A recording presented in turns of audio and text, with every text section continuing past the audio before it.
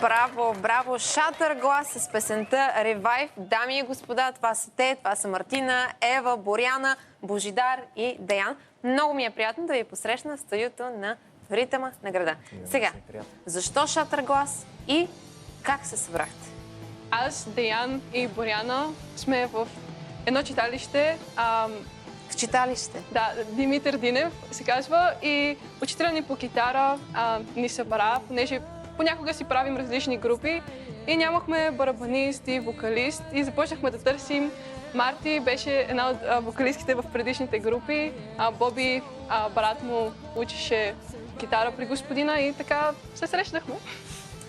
Шатър глас, името ние го избрахме, защото всъщност просто звучеше като нещо оригинално и като нещо, което би грабнало вниманието на публиката. И плюс това и на нас ни хареса как звучи името, затова просто решихме да свирим с него. Фестивала Голямото рок междучасие. Как се случи това нещо? Разкажете ни по-подробно. Деяна, ти искаш ли да кажеш нещо? То първоначално ние изпратихме видеа в сайта, който трябваше да прати видеа всички групи, които да участват. И като отидохме на Американския колеж, там се провеждаше това мероприятие, ние бяхме много притеснени, защото имаше много добри групи с нас в нашата... Аз бях пълна тогава. Да. Още по-голямо предизвикателство. Да, и наистина беше много готино. Журито беше много готино. Наистина, дадохме да се снимаме с тях също.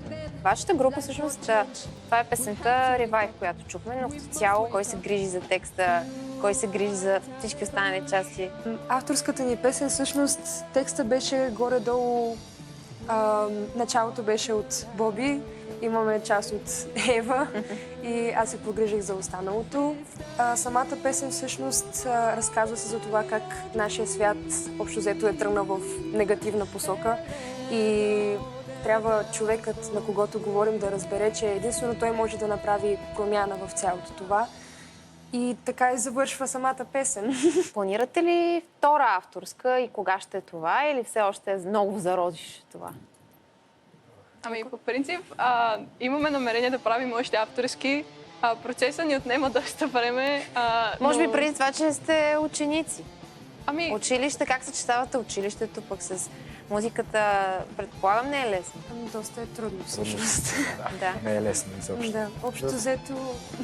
Доста отсъствия и много... Доста отсъствия, а и особено хората, които сме 11 и 12 клас, всичко се съчетава с изпити и така нататък, а музиката е нещо, на което, ако искаш да си добър в нея, наистина трябва да се отдадеш напълно, а това изисква определени жертви. А вашите какво мислят по този въпрос за тези отсъствия в бележниците? Подкрепят ли ви? По-скоро против ли са? Ами, мисля, че трябва да им благодарим, защото те буквално ни подкрепят супер много. Всеки път са на концертите, пренасят неща, занимават се с организацията. Да, много ни помагат, така че... Вярват в нас и това е наистина много голяма подкрепа. Да, виждаме ги тук в студиото също. Виждаме всъщност родителите на Боби. А кое е по-трудно? Стреса и притеснението преди контролно по математика или стреса и сценичната треска преди да излезете да свирите? Аз мога да кажа, че математиката ми... Ако не е най-слабия предмет, той е един от тях. Определено и за двете трябва да си подготвен по определен начин. Трябва за математиката да си учил преди това, да си решавал задачи. За музиката трябва преди това всички песни да са минати поне 20 пъти, за да може, когато излезеш, поне това да ти е сигурно. Това, което ще се случи на сцената, след това е изцяло друго нещо.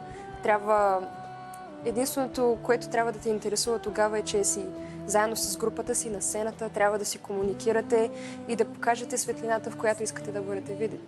Пожелавам ви да имате собствен концерт и наистина да постигнете нещо много голямо.